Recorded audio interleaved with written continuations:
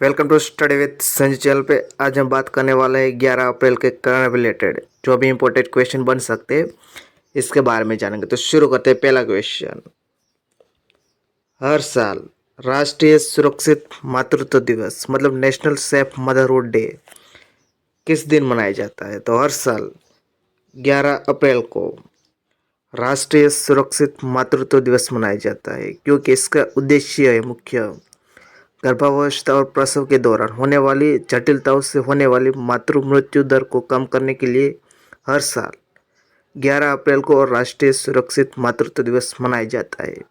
और 11 अप्रैल को महात्मा गांधी की पत्नी जो कस्तूरबा गांधी थे उसके जन्मदिन पर आता है, इसीलिए 11 अप्रैल को राष्ट्रीय सुरक्षित मातृत्व दिवस भी मनाया जाता है। तो अप्रैल के इम्पोर्टेंट डे के बारे में जान लेते हैं। अभी तक जो भी आए हैं इसके बारे में जानते हैं। 1 अप्रैल को ओडिशा दिवस या उत्कल दिवस मनाया जाता है जो 89वां था। 2 अप्रैल को विश्व ऑटिज्म जागरूकता दिवस मनाया जाता है। 4 अप्रैल को अंतर्राष्ट्रीय खदान जागरूकता दिवस मनाया जाता है। 5 अप्रैल को राष्ट्रीय समुद्री दिवस मनाया जाता है। 6 अप्रैल को विकास और शांति के लिए अंतर्राष्ट्रीय खेल दिवस मनाया जाता है क्योंकि इस दिन 6 अप्रैल 1896 में फर्स्ट ओलंपिक मतलब आधुनिक ओलंपिक की शुरुआत हुई थी एथेंस ग्रीस में, इसके लिए मनाया जाता है। 7 अप्रैल को विश्व स्वास्थ्य दिवस मनाया जाता है क्योंकि इस दिन वर्ल्ड हेल्थ ऑर्गेनाइजेशन की स्थापना हुई थी और इसकी स्थापना हुई थी थी माई हेल्थ माई राइट। 10 अप्रैल को विश्व होम्योपैथी दिवस मनाया जाता है और 11 अप्रैल को राष्ट्रीय सुरक्षित मातृत्व दिवस मनाया जाता है। ये है अप्रैल के इम्पोर्टेंट डे। तो वीडियो आपको अच्छा लगे तो लाइक कर देना, शेयर कर देना और वीडियो पे आपको कम से कम 100 लाइक करना है और वीडियो को शेयर कर देना और चैनल पर नहीं तो चैनल को सब्सक्राइब कर देना। तो नेक्स्ट देखते हैं। हाल ही में आकाश एजुकेशन के नए एमडी और सीईओ के कौन बने हैं? तो हाल ही में दीपक मेहरोत्रा आकाश एजुकेशन के नए एमडी और सीईओ के रूप में नियुक्त किया गया है। Edtech startup Byju's own company Aakash Education सितंबर 2023 में अभिषेक माहेश्वरी के इस्तीफे के बाद ये पद खाली था और इसकी जगह ली वो दीपक मेहरोत्रा ने ली है। तो ये कंपनी बायजू की ओन है। तो बायजू के बारे में जान लेते हैं क्योंकि बायजू हाल ही में चर्चा में क्योंकि वो फाइनेंशियल कंडीशन से अब बहुत जूझ रही है। तो बायजू का हेडक्वार्टर है वो बेंगलोर में और सीईओ है वो रविंद्र बायजू है। और हाल ही में श्रीनी पलिया को विप्रो के सीईओ के रूप में भी नियुक्त किया गया है। तो ये है दीपक मेहरोत्रा। अब नेक्स्ट क्वेश्चन देखते हैं। हाल ही में स्विगी ने कहाँ से पानी पर फूड डिलीवरी सर्विस शुरू की है? तो हाल ही में स्विगी ने स्विगी ने पानी पर फूड डिलीवरी सर्विस शुरू कर दी। मतलब वो पानी से भी अब डिलीवरी करेगा, जो भी इसको प्रोवाइड करना है डिलीवर करना है वो सर्विस। तो आप देख सकते हो ये श्रीनगर में डल लेक, जो डल लेक है इसमें जो नाव होती है बोट्स, इसको शिकार कहते हैं। वो शिकार के यूज़ करके वो अब डिलीवर करेगा, जहाँ भी इसका ऑर्डर है वहाँ डिलीवर करेगा स्विगी के द्वारा। डल लेक है वो श्रीनगर में हाल ही में फार्मूला 4 की पहली रेस शुरू की थी, ये आपको याद रखना है। तो स्विगी के बारे में जानते हैं। स्विगी की स्थापना हुई थी 2014 में हुई थी। इसका हेडक्वार्टर वो बेंगलोर में है और सीईओ वो श्रीहर्षा मेजेती है। तो अब नेक्स्ट देखते हैं। हाल ही में किस देश ने दूसरी जासूसी सैटेलाइट लॉन्च की है? तो हाल ही में साउथ कोरिया ने, जो नॉर्थ कोरिया का अपनी जो प्रभाव बढ़ा रहा है इसको देखते हुए साउथ कोरिया ने दूसरी जासूसी सैटेलाइट लॉन्च की। जासूसी करना मतलब स्पाई करना, जो नॉर्थ कोरिया है जो इसकी गतिविधि बढ़ रही है इसको देखने के लिए बॉर्डर पे वो जासूसी सैटेलाइट लॉन्च की है। तो ये लॉन्च की है वो अमेरिका के फ्लोरिडा में केनेडी स्पेस सेंटर से स्पेस एक्स फाल्कन 9 रॉकेट से अंतरिक्ष में भेजा गया है। यह रॉकेट नॉर्थ कोरिया पर नज़र रखने के लिए लॉन्च किया गया है। साउथ कोरिया 2025 तक ऐसे 5 सैन्य जासूस सैटेलाइट को अंतरिक्ष में भेजने की योजना बनाई है और सबसे ज़्यादा मिलिट्री सैटेलाइट है वो है यूएसए का है, दूसरे चीन पे है, तीसरा रसिया है, फोर्थ फ्रांस, 5 इटली, 6 इजराइल और 7 रैंक पे हमारा इंडिया है। इंडिया की मिलिट्री सैटेलाइट वो 9 है।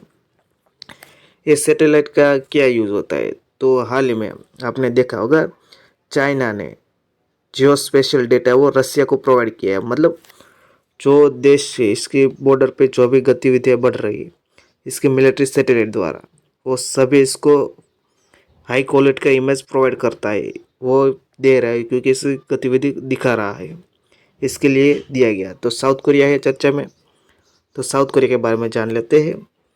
साउथ कोरिया, नॉर्थ कोरिया और साउथ कोरिया ये दोनों के बीच जो भी बॉर्डर है इसको 38 पैरेलल कहा जाता है। और साउथ कोरिया इसकी राजधानी है वो सियोल है और करेंसी है वो वोन है और वहाँ के राष्ट्रपति है यून सुक योल। तो अब नेक्स्ट देखते हैं, हाल ही में कहाँ त्रिसेवा योजना सम्मेलन परिवर्तन चिंतन उद्घाटन किया है। तो हाल ही में रक्षा मंत्रालय द्वारा नई दिल्ली में त्रिसेवा योजना सम्मेलन परिवर्तन चिंतन का उद्घाटन किया गया है।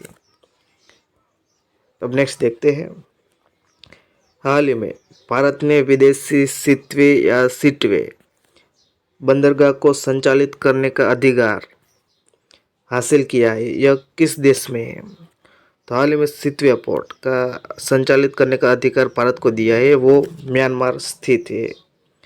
मैं आपको मैप में दिखाता हूँ, ये है सितवे पोर्ट, आप देख सकते हो, जो Kaladan multi modal logic project के एक हिस्सा है, जहाँ से हम कोलकाता पोर्ट से माल को रवाना करेंगे या सितवे पोर्ट पे आएगा और यहाँ पे कालादान रिवर है, कालादान रिवर के मदद से पलटेवा जाएगा, पलेटवा से हम मिज़ोरम है, मिज़ोरम स्टेट में हम एंट्री लेंगे, वहाँ से हम आइजोल से हम नॉर्थ ईस्ट को कनेक्ट करेंगे। मतलब यहाँ से हमको दूरी बहुत लंबी पड़ती थी और ये छोटा पड़ता है क्योंकि दरियाई मार्ग से आप कहीं पे ट्रैवल करते हो या किसी भी पोर्ट को माल को आप प्रोवाइड करते हो तो आपको सस्ता पड़ता है, इसीलिए एक कालादान मल्टी मॉडल प्रोजेक्ट के हिसाब से ये सही है। ये सितवे पोर्ट है म्यांमार में, आपको याद रखना है, और कालादान रिवर पे है। आप देख सकते हो कालादान रिवर जेटी, और वो है बे ऑफ बंगाल में स्थित है, वो भी आपको पूछ सकता है, आपको याद रखना है। अब नेक्स्ट देखते हैं, हाल ही में कहाँ खुबानी खिलना महोत्सव शुरू हुआ है। मतलब एप्रिकॉट ब्लॉसम फेस्टिवल हाल ही में लद्दाख में शुरू हुआ है, क्योंकि वहाँ एप्रिकॉट होता है, जो फ्रूट होता है वो अब ब्लॉसम होता है, मतलब वो खिलता है, जो इसका फूल है वो सब खिलता है, वो कुदरती दृश्य बहुत अच्छा हो जाता है वहाँ पे नेचुरल। जैसे हाल ही में जापान में भी जो ब्लॉसम है वो होता है, फूल आप देखते होगे, वो फोटा भी आता है, वैसे ही एप्रिकॉट ब्लॉसम होता है, इसलिए लद्दाख में मनाया जाता है। और वहाँ के लद्दाख में खुबानी खिलना महोत्सव मनाया गया है। तो आप फोटो देख सकते हो, एप्रिकॉट ब्लॉसम फेस्टिवल लद्दाख में मनाया गया, जो एम्बार्क करता है journey of Ladakh immerse breathtaking apricot blossom festival. ये आपको खाली याद रखना है, एप्रिकॉट ब्लॉसम या खुबानी खिलना महोत्सव कहाँ मनाया जाता है, तो वो लद्दाख में मनाया जाता है। तो लद्दाख है, तो लद्दाख के बारे में जानते हैं, ये है लद्दाख, आप देख सकते हो, जो ग्लेशियर है सियाचिन ग्लेशियर वो भी लद्दाख में आता है। कैपिटल वो लेह और कारगिल है, जो 2 डिस्ट्रिक्ट है, और वहाँ के लेफ्टिनेंट गवर्नर BD मिश्रा है। और हाल में लद्दाख में चांगपा जनजाति चर्चा में थी, क्योंकि हाल में जो सोनम वांगचुक है वो पश्मीना मार्च करने वाले थे। जो चांगपा ट्राइब है जो मवेशी है जो अपने इस एरिया में जो अपने मवेशी को चरवा करने के लिए जाते थे, जो चाइना के बॉर्डर के नज़दीक, वो इसने चाइना ने कितनी हमारी जो बॉर्डर के अंदर आ गई है, वो वहाँ तक वो मार्च करने वाले थे, इसलिए चांगपा जनजाति चर्चा में थी। ये आपको याद रखना है। हाल ही में ग्लैमर एंड लाइफस्टाइल अवार्ड 2024 से किसको सम्मानित किया? तो हाल ही में डॉक्टर निकेश जैन को ग्लैमर एंड लाइफस्टाइल अवार्ड 2024 से सम्मानित किया गया है। निम्नलिखित में से कहाँ विश्व भविष्य ऊर्जा शिखर सम्मेलन 2024 का आयोजन किया जाएगा? मतलब वर्ल्ड फ्यूचर एनर्जी समिट का जो आयोजन किया जाएगा वो यूनाइटेड अरब एमिरेट्स या संयुक्त अरब एमिरात्स में किया जाएगा। जो है वो आप देख सकते हो, यूनाइटेड अरब एमिरेट्स। तो यूनाइटेड अरब एमिरेट्स चर्चा में, तो इसके बारे में जान लेते हैं। जिसकी कैपिटल है वो अबू धाबी है और वहाँ की करेंसी है वो दिरहम चलती है और वहाँ के राष्ट्रपति वो मोहम्मद बिन जायद अल नायन है। वहाँ के प्रधानमंत्री मोहम्मद बिन रशीद अल मखदूम। और विश्व ऊर्जा कांग्रेस होने वाली है वो रोटरडम, नेदरलैंड के रोटरडम में होने वाली है। और हाल ही में यूनाइटेड अरब एमिरेट्स ने जो पाकिस्तान के क्रिकेटर है उस्मान खान पे 5 साल का बैन लगा दिया है। तो अब नेक्स्ट देखते हैं। हाल ही में भारतीय सेना ने किस देश से ईगला एस मैनपैड का अधिग्रहण किया है? तो हाल ही में रूस से भारतीय सेना ने ईगला एस मैनपैड का अधिग्रहण किया गया है। मैनपैड का क्या मतलब होता है? तो man portable air defence system. जो मैन मतलब हमारे मानव के द्वारा जो एयर डिफेंस सिस्टम होता है, इसको कहते हैं मैन पोर्टेबल।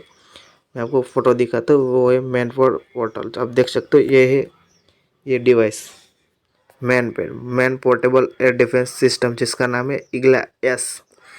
और ये है विसोर्ड, मतलब वेरी शॉर्ट एयर डिफेंस है, very short range air defence. जो शॉर्ट रेंज पे होता है इसको मार गिराने में सक्षम है, जैसे कि ड्रोन है, एयरक्राफ्ट है, इसको मार गिराने में सक्षम है। तो अब नेक्स्ट देखते हैं। हाल ही में स्वतंत्रता पुरस्कार किसको मिला?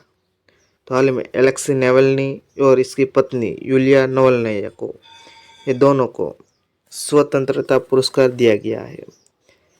ये पुरस्कार है, ये जो स्वतंत्रता है, संवाद है, जैसे में बहुत बढ़िया जो इसने ये कार्य किया हो, इसको दिया गया था यह पुरस्कार। लुडविग एरहार्ड शिखर सम्मेलन जो प्रमुख जर्मन मंच द्वारा दिया जाता है, जो 2024 में स्वतंत्र पुरस्कार ये दोनों को दिया गया है। और 2023 का रूसी राजनेता थे जो गैरी कास्परोव को दिया गया था। तो ये है एलेक्सी नावल्नी। ये आप देख सकते हो, हाल में इसका डेथ हो गया, जो रसिया ने इसको जेल में पूर दिया था, जेल में डाल दिया था, इसमें इसका डेथ हो गया था, एलेक्सी नावल्नी। और इसकी पत्नी हाल में वो जीवित है, जो यूलिया नावल्नाया है, इसको भी दिया गया, दोनों को। ये आपको याद रखना है। और एलेक्सी नावल्नी को नोबेल प्राइज भी पीस के लिए दिया गया था 2021 का। हाल ही में कौन दुनिया के सबसे बुजुर्ग जीवित व्यक्ति बन गए हैं? तो हाल ही में जॉन अल्फ्रेड टेनिसफोर्ड दुनिया के सबसे बुजुर्ग जीवित व्यक्ति बन गए हैं, जो 111 साल 224 दिन के हो गए हैं। क्योंकि हाल में 114 साल के जो वेनेजुएला के जुआन विंसेंट पेरेज मोरा का निधन होने के बाद अब दुनिया के सबसे बुजुर्ग जीवित व्यक्ति जॉन अल्फ्रेड टेनिसफोर्ड बन गए हैं, जो इंग्लैंड के हैं। इसको हाल ही में गिनीज वर्ल्ड रिकॉर्ड में इसको सबसे बुजुर्ग व्यक्ति का सर्टिफिकेट दिया गया था। यह है अल्फ्रेड टेनिसफोर्ड। अब नेक्स्ट देखते हैं। तो अब 9 अप्रैल के लास्ट में मैंने आपको क्वेश्चन पूछा था, इसका आंसर जानेंगे। हाल ही में 2024 में पेरिस ओलंपिक में जूरी सदस्य में पसंद होने वाली पहली भारतीय महिला कौन बनेगी? तो वो बनेगी बिल्किस मुईर। जो जम्मू कश्मीर में रहने वाली है, जो पेरिस ओलंपिक में जो जूरी सदस्य में पसंद आने वाली पहली भारतीय महिला बन गई है। तो अब आज का क्वेश्चन है जिसका आंसर आपको कमेंट बॉक्स में देना है। हाल ही में मनसुख मंडाविया ने किस साल तक यूरिया आयात समाप्त करने का लक्ष्य रखा है, जिसका आंसर आपको कमेंट बॉक्स में देना है। तो वीडियो आपको अच्छा लगे तो लाइक कर देना, शेयर कर देना और चैनल पर नहीं तो चैनल को सब्सक्राइब कर देना। वीडियो देखने के लिए थैंक यू सो मच।